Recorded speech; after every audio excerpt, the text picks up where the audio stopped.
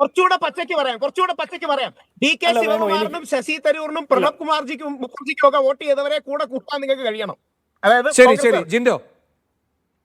അല്ല അല്ല അല്ല അല്ല അതിൽ രാഹുൽ ഈശ്വറിന് തെറ്റി. ഡി കെ ശിവകുമാറിനും ശശി തരൂരിനും പ്രണബ് മുഖർജിക്കൊക്കെ വോട്ട് ചെയ്തത് കോൺഗ്രസിന്റെയും ഇന്ത്യ മുന്നണിയുടെ ഒക്കെ മുദ്രാവാക്യത്തെ പിന്തുണയ്ക്കുന്ന ആളുകളാണ്, മോദിയെ പിന്തുണയ്ക്കുന്ന ആളുകളല്ല. ഇനി ഒന്നാമത്തെ കാര്യം, മറുഭാഗത്തിന് ബോധ്യപ്പെട്ടില്ല എന്ന്. മറുഭാഗം എന്നും താങ്കൾ ഉദ്ദേശിക്കുന്ന വിഭാഗത്തിന് ബോധ്യപ്പെട്ടത് കൊണ്ടാണ് രാഹുൽ ഗാന്ധിയുടെ ഫോളോവേഴ്സിന്റെ എണ്ണം വർദ്ധിക്കുന്നത്, രാഹുൽ ഗാന്ധിയെ പിന്തുണയ്ക്കുന്ന മനുഷ്യരുടെ എണ്ണം വർദ്ധിക്കുന്നത്, യുവാക്കളുടെ എണ്ണം വർദ്ധിക്കുന്നത്, ഇന്ത്യൻ നാഷണൽ കോൺഗ്രസിന് BJP-യേക്കാൾ വലിയ ഫാൻ ബേസ് ഉണ്ടാക്കുന്നത്. ഇനി അതിനൊരുപുറത്ത് ഒരു കാര്യം കൂടി ചോദിക്കുന്നത്,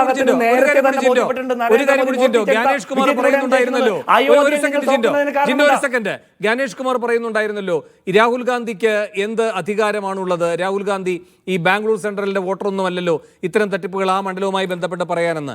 രാഹുൽ ഗാന്ധി ഇപ്പൊ അങ്ങ് ചൂണ്ടിക്കാട്ടിയല്ലോ ജിൻഡോ, ഏതൊക്കെ മേഖലകളിലാണ് സോഷ്യൽ മീഡിയയിൽ നിങ്ങൾ മുന്നിലേക്ക് വരുന്നത് എന്ന്. രാഹുൽ ഗാന്ധി ഈ വോട്ട് ചോരി എന്ന് പറയുന്ന വെബ്സൈറ്റിൽ രജിസ്റ്റർ ചെയ്യൂ എന്ന് പറഞ്ഞ് ആഹ്വാനം ചെയ്ത ദിവസം 24 മണിക്കൂർ കൊണ്ട് രാഹുലെ 25 ലക്ഷം പേരാണ്, 25 ലക്ഷം സാധാരണക്കാരാണ് അതിൽ ഭാഗഭാക്കായത് 24 മണിക്കൂറിനകം. അത് ഏത് ഇന്ത്യയാണെന്ന് പറഞ്ഞ് അങ്ങ് തെരഞ്ഞു പോകരുത്. ഈ പലതരം തിരച്ചിലുകൾ ഉണ്ടല്ലോ പല മേഖലകളിൽ അല്ലേ, ഈ വിഗ്രഹം തെരഞ്ഞു പോകുന്നത് പോലെ. അപ്പൊ അതിലേക്ക് പോകേണ്ട. 25 ലക്ഷത്തെ ഇന്ത്യയുടെ ഭാഗമായി കാണുക, ഇന്ത്യയുടെ ഏത് ഭാഗം എന്നല്ല, ഇന്ത്യയുടെ ഭാഗമായി കാണുക. ജിൻഡോ തുടരാം. അല്ല വേണു, എനിക്ക് അതിൽ കൂട്ടിച്ചേർക്കാനുള്ളത്, രാഹുൽ ഗാന്ധിക്ക് ബാംഗ്ലൂർ മണ്ഡലത്തിലെ വോട്ടുമായി ബന്ധപ്പെട്ട വിഷയം ചോദിക്കാൻ എന്ത് അവകാശം എന്ന് ചോദിക്കുന്നു. രാഹുൽ ഗാന്ധി ഈ രാജ്യത്തെ ഒരു പൗരനാണ്, പ്രതിപക്ഷ നേതാവാണ്, ഈ ഇലക്ഷൻ കമ്മീഷനെ പോലെ തന്നെ ഒരു ഭരണഘടനാ സ്ഥാപനമാണ്.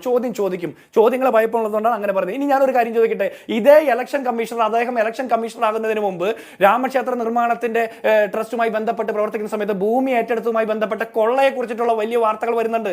അത്തരം ആക്ഷേപങ്ങൾ നടത്തി പോലും രാമക്ഷേത്രം നിർമ്മിച്ച് മേൽക്കൂരയ്ക്ക് ഓട്ടയിട്ട് അവിടുത്തെ മൂർത്തിക്ക് നനഞ്ഞിരിക്കാനുള്ള സാഹചര്യം ഒരുക്കി കൊടുത്ത ആ രാമക്ഷേത്ര ഭൂമിയിൽ പോലും BJP തോൽക്കാൻ കാരണം എന്താ?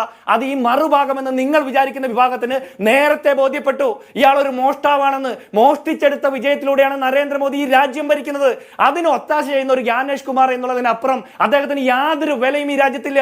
അദ്ദേഹം ഒരു ഇലക്ഷൻ കമ്മീഷൻ എന്നുള്ള ഭരണഘടനാ സ്ഥാപനത്തിൽ നിന്ന് BJP-യുടെ സംഘപരിവാറിന്റെ ശാഖയിലെ ഒരു തൊഴുത്ത് ചാണകക്കുഴി വൃത്തിയാക്കുന്ന ആളിലേക്ക് പോലും താഴ്ന്ന രീതിയിലേക്ക് മാറി. അദ്ദേഹത്തിന്റെ നിലപാടെന്താ? അദ്ദേഹം സംഘപരിവാറിന്റെ ഗോശാലയിലെ പ്രവർത്തകൻ മാത്രമായിട്ട് മാറുകയല്ലേ? അതിൽ നിന്ന് ഇലക്ഷൻ കമ്മീഷണറെ ഉന്നതമായിട്ടുള്ള ഉദാത്തമായിട്ടുള്ള ജനാധിപത്യ ബോധത്തിലേക്ക് വളരണം.